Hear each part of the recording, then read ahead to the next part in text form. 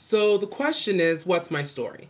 And basically, in a nutshell, my parents are from another country, and they didn't really understand that I know an 8-year-old kid might not like some of the ethnic dishes they would have, especially when you go to the store and you would see, things like pizza pockets and stuff like that.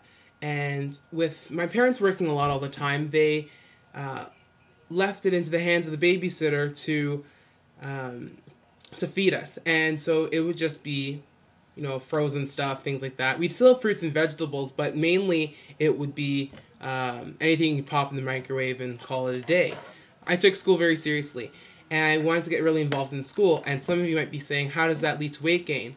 But in my case, when all of my friends were going to after school activities, I was going to clubs where you would sit down and discuss or sit down and plan things out. And it would always be pizza this or, cookies that. And on top of that, I'd go home and I would study or watch TV. Studying was my get out of jail free card in terms of, housework or hanging out with friends or going out to do things, because at the end of the day, grades were the things that mattered the most to me. And so I would just sit and study and eat and repeat. And I woke up in July of 2008 and realized that I weighed 350 pounds. Hi, I'm Damion. I'm your new Thursday FitnessManswers vlogger. Now this week we're talking about calories. Do we count them? Do we keep track of them? And so far we've had some pretty good opinions, but I disagree with them.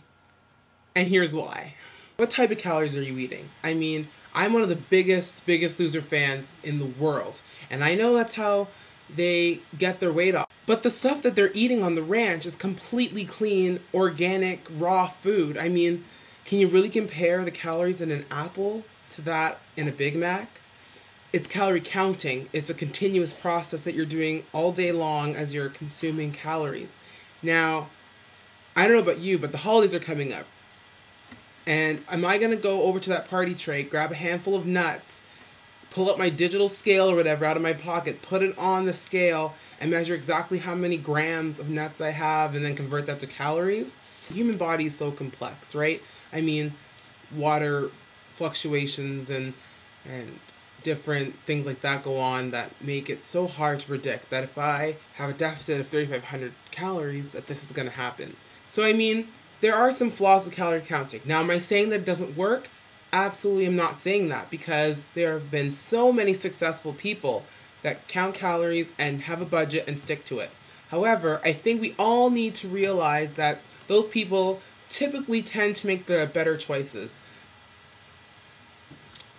Now, the other thing with calorie counting is that people often go on the treadmill and they say, oh, the treadmill said I burned so many calories. Now, even that number has to be taken with a grain of salt, because there's so many factors that differ the person that just got off that treadmill to you, and the treadmill doesn't take in all these numbers. I mean, what's the temperature of the room? What's your internal temperature? Now, things like that make a huge difference. I mean, you're burning more calories if you're running outside, say in Egypt, than you are in, the North Pole. I also use the clock. I know every 2.5 hours, 3 hours, I gotta eat something, regardless of, what my calories have been up to that day. Now, maybe because a lot of people I've, talked with, they call me up at 11 o'clock and they'll be like, let's go out and get some food. And I'm like, no, I'm not that hungry. But I've only eaten 1,200 calories today. I have room for 700-800 more calories. And so it becomes this free-for-all of you have so many calories you can use up in a day. Does that not defeat the purpose? Oh. Then there's the inaccuracy of food labels. I found Walden Farms calorie-free peanut butter. And I mean, are you telling me if I were to eat the whole jar of that, it'd be the same as drinking a liter of water?